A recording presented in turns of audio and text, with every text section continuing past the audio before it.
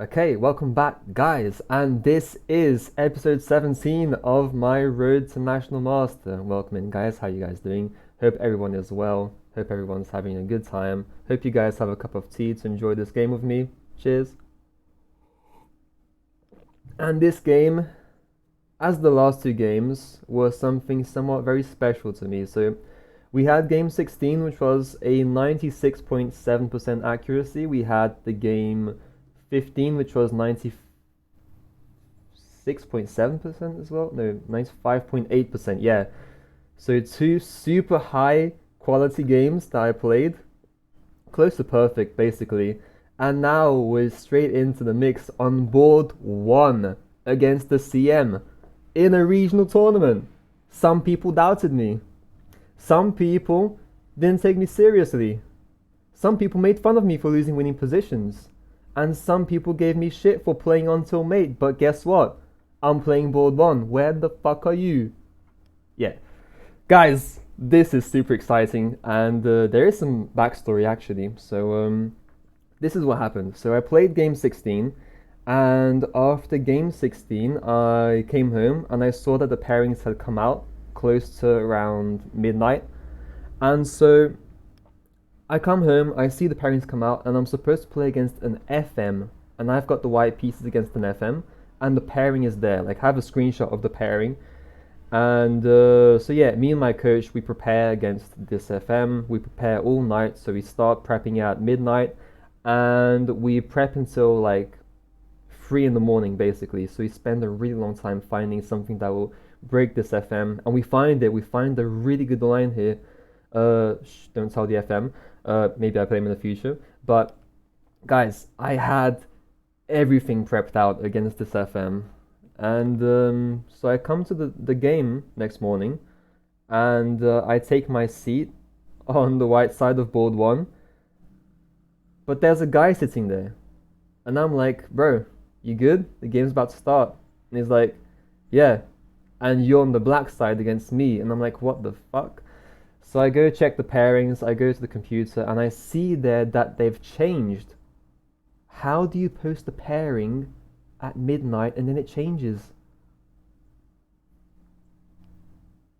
So that's really messed up, and so I'm playing against this guy, this CM, who I've played against in the past, but not in any OTB tournaments.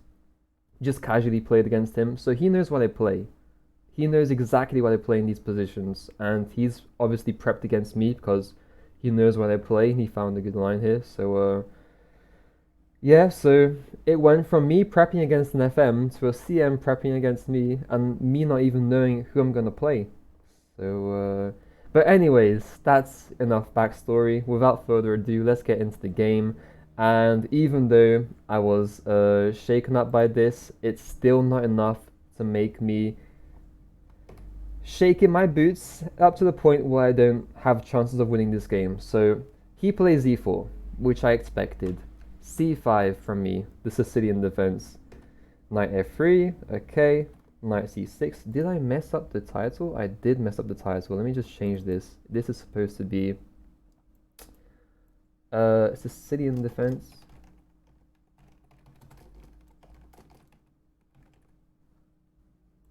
Hopefully that changes. Okay. Anyways, Sicilian defense. And he goes for d4. Takes. This is what we played against. This is what we played in the past. Bishop g7. Just my normal stuff. Bishop e3. Knight f6. Bishop c4. And this I didn't expect because last time we played, he played the f3 variation, which I'm more comfortable with. And since he's probably looked at my games, he saw that I don't score very well at this. So bishop c4 by him. Although I did play this exact position in game 15, which I scored a very high precision, so I did mention to him that I did score 95% in this game that I played on game 15, so maybe that got him a bit shook up as well. So I go queen a5, which is this sideline here, and it's basically forcing white to castle. If you don't castle, bad stuff is going to happen to you. Let's just say you do this and you invite bad stuff to happen to you, then there's this move here, queen b4, and I'm hitting both this bishop. I'm hitting both this bishop and this pawn, And if you move this bishop back, then there's going to be tactics, and if I'm not mistaken, black gains a pawn. So the only move that you can play in this position is castles, which he does. He knows this because he's a good player. I castle myself. The other option was to play d6, but I think castling straight away is the best solution. So just castle and get your king safe, you know. I mean, you can't really play good attacking chess if you don't have a safe king. So good offense comes from good defense in my mind. So now they took this time to play castles. He takes a time to just improve this bishop and get it a bit safer. So this stops me from having any ideas of playing a5 and b5 really quickly, which is what I play in the other game. So bishop b3, d6, because I do need to find a way to get some more space, open up my bishop, and now there may be some ideas of playing knight g4 here.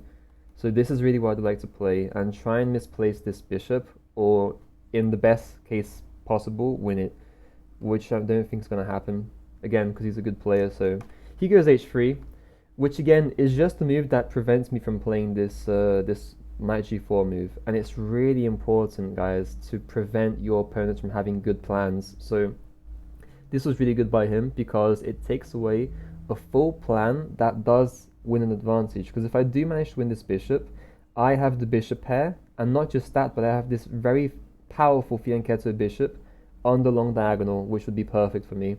So okay, I have to find a way to continue making progress. I could do something like well, I don't really see many other options other than bishop d7. I want to play bishop d7 before any ideas of taking on d4, just so I can play bishop c6 in the future and have a good bishop targeting this pawn, which would become a weakness. So there's this idea, and he goes for f4. So f4 is really aggressive. Basically, he puts no faith in me surviving the attack, and he's just gonna steamroll me in the center, basically, is what he's saying. And yeah, I mean, I tend to agree because I'm really uncomfortable with this line, and he's playing a variation that I've never played before. I've never played against this f4 move in my life. So this is definitely interesting. So again, I have to find a good plan here, a good way to develop my pieces, and the problem here is I play rook a c8, and I feel that with this move, I kind of missed my chance to play knight takes d4. To be perfectly honest, I wasn't really calculating that much this knight takes d4 move. This is something I learned after the game, through analyzing this game, that knight takes d4 is a very common idea, and I may have some cool tricks that come with that. But anyways, rook a c8. He goes back with his knight, which makes perfect sense. The knight really wasn't doing much on the d4 square, and from the f3 square, this knight doesn't just control the d4 square, it also helps with this e5 push, which makes it a really powerful piece. And here, I'm already a bit uncomfortable because of the opening and whatnot, and because I see that white's going to have a huge attack. And okay, I feel like I can't really play in the center. How would I play in the center? Maybe if I play like an e6 here, but e6 hangs the d6 pawn, so it's getting tough for me. It's really getting tough. And I play a6, which to the computer is the third best move. So rook a c8 was a natural move, but it's the third best. Knight f3, I'm not sure if it was the best for him. a6 was the third best as well. He goes queen d2 developing, and I feel I have to bring my queen back to serve a better role in the defense here. So I play queen c7.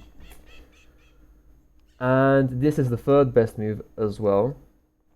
So 3 third best moves back to back, which isn't great. And now he plays a very simple rook a d1.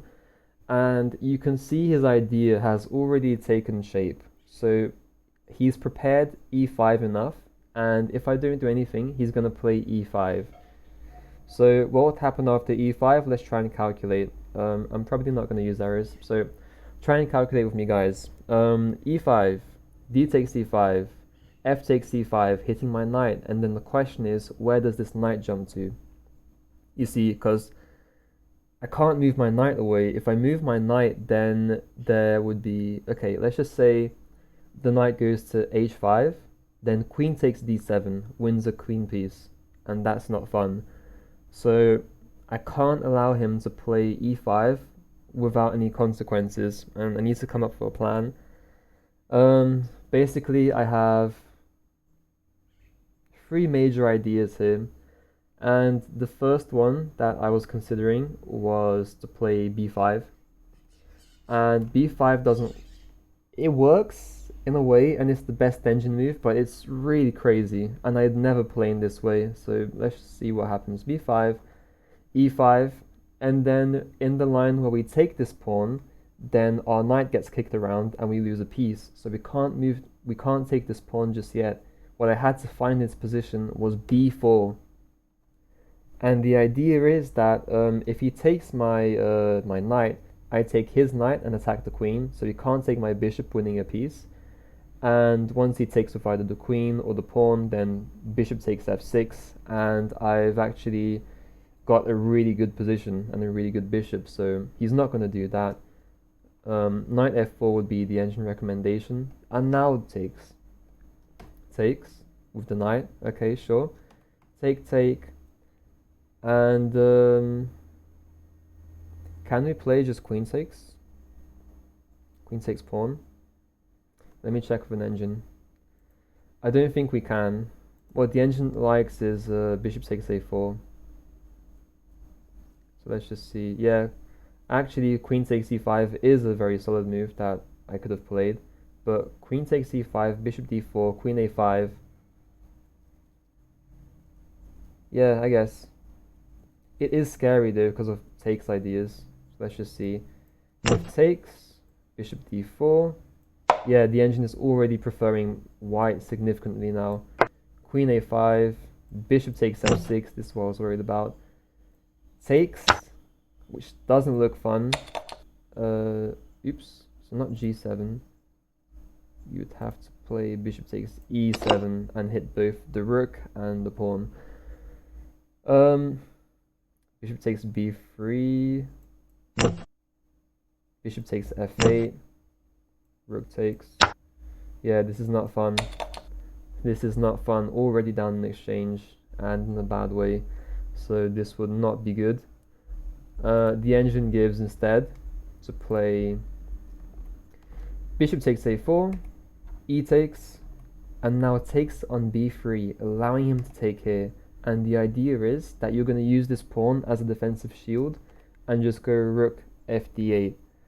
So hitting the queen, which gives us a tempo to save this bishop and actually capture a pawn if we decide to, although it is very risky. And that's about the mass of it. I mean, this is very scary. I wouldn't play this position without this dark square bishop. With him having a dark square bishop that can always reinforce this pawn here and have just huge checkmate threats. So this is scary. I didn't want to get into this stuff. If bishop e6, which is the secondary option, then takes, and knight g5 I saw to be annoying. I saw this, but I saw I had to play knight to d8, which again isn't great. Sure, actually I'm not sure if I can kick the knight out. I was thinking h6, just to kick the knight out, but then my two pawns become really unstable here. These two pawns here would be really ugly. So yeah, I can't do this as well.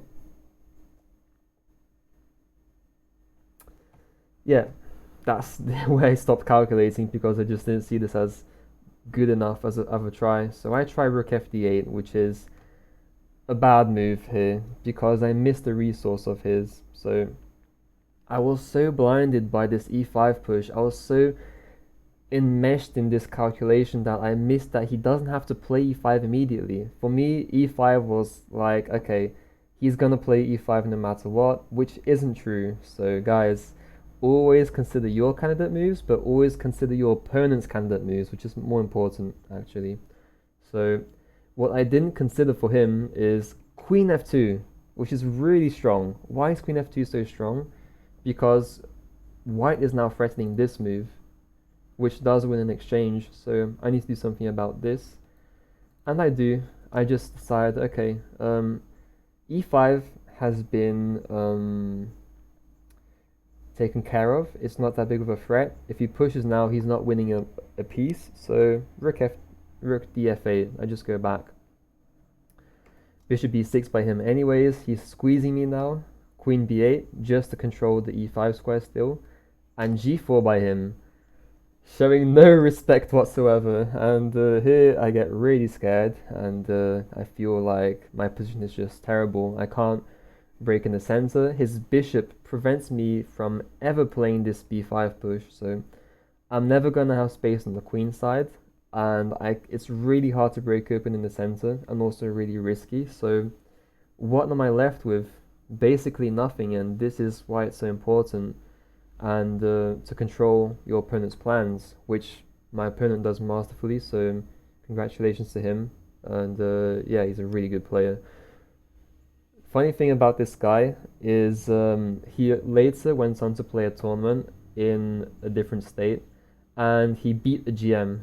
Yeah, he beat a GM, so this guy is not playing around, so he's a really strong player. His rating says 2179, and his title says CM, but he's way stronger, guys. Really, really strong player here, so I go bishop e6. I couldn't play bishop, I didn't decide to go bishop e6 before, but now I feel like it's necessary just to stay alive. So takes, knight g5 happens, and the problem here is I'm not allowed to go knight d8. If I go knight d8, then bishop takes d8, knight takes, and then like rook takes d8, followed by knight takes e6, and that's hitting my bishop on g7 and my rook on d8, so that is definitely not good for me. Yeah, really tough position here. So I can't go knight d8. I had to come up with a plan here, or at least some kind of tactical sequence that will at least throw him off guard for a bit. And I come up with exactly that. So the first thing I do is play knight d7. What? Why would I not defend this pawn? Why am I allowing him to take it for free? And the reason behind it is, after knight takes e6, I have knight takes b6, sacrificing the rook. Yes, I do sacrifice the rook, and he takes. And I played this out because I see a very sneaky sequence here, so I'm really proud of this. Even though this game is going terribly for me, I'm still loving this tactic that I find. Knight c4. And the idea is that, okay, sure, you're up in exchange, but what about this powerful bishop? Look at this threat. I'm threatening to win the queen. So, of course, he has to deal with this, and I saw his most natural response. The knight is under attack, and the knight from e6 does defend this d4 square, so knight e6 by him, and he's threatening my bishop again. He's defending the d4 square. But what I saw after this move, so when I played knight d7, I saw there's this knight takes b2 move, and now I'm hitting your rook, and I'm not just hitting your rook, but I took away the defender from this. And it's really getting tactical because now my rook can also get into the game somehow, and it's maybe worth an exchange. So I was really, really happy to find this, and he was shaking his head. This guy was panicking here. He was just shaking his boots, and luckily for him, there is a saving move, which he does find, and once he does find it, he kind of chills out. He plays knight d5 here, and knight d5 is a really good move because you really control this now. There's no way I'm playing bishop to d4, and you move the knight, which was under attack, into a more aggressive position, I might add, and he allows me to take back. So okay, he's not up in exchange anymore, but he does still have the better position, and there's no arguing about that. Like, what does black play for? Still, both my pawns in the center are, it's a pawn island to start with, so I have 3 pawn islands here, and both these pawns are blockaded. He's threatening to capture my dark square bishop, which I don't want to give up, and I only have play on the queen side, but it's super slow. it's a really slow plan to get this, and I can never move this knight because it's permanently stuck to the defense of d7. And if I can't move this piece, I can't move my rook as well, so everything is kind of trapped here. I could go for a queen trade with queen a7, which I did see, but yeah, maybe it's the best move. Maybe.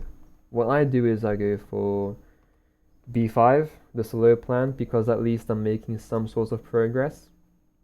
The engine preferred rook e8 here, just to serve as a defensive piece, and get my knight into the game, so f5 would have been the continuation. Queen a7, queen takes, knight takes, and I'd play this really ugly endgame. Yeah, I would have better chances here. I should have played this, now that I look back on it. b5 wasn't really the vibe. I'm not really attacking here. I'm playing to survive. I'm playing for a draw at this point, so f5 by him, just plowing through. He's prepared this so much, and now he can finally play this pawn break, and I go rook f8 out of desperation. Again, rook e8 would have been better, I think, or just something that manages to move my pieces in a way where I can like queen trade and go for that queen a7 idea, but I try and be more ambitious, and since one exchange sacrifice worked out, I tried another, but this was way too ambitious, and after takes, queen b6 wins the game. I mean, you're hitting this c6 knight, you're hitting this pawn, your queen is infiltrating, and you're gonna at least get a queen trade, and now you are up on exchange, so I can't even queen trade anymore. I'd have to play for a win here. So knight e8, e5. I am still looking for some tricks. Rook f1, e6. You can see him like searching for the tricks. And f takes. I played knight f3 check. King h1, and I'd love to get my pieces into the attack, but simply I don't have enough time. Ideally, I would be able to play something like bishop here.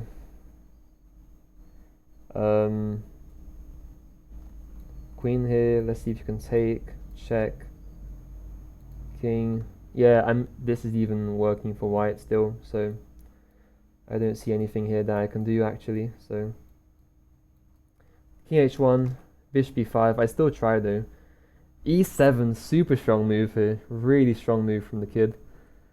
Queen h6, and again he can take my knight simply, and I would have some check ideas, but it's not going to be enough.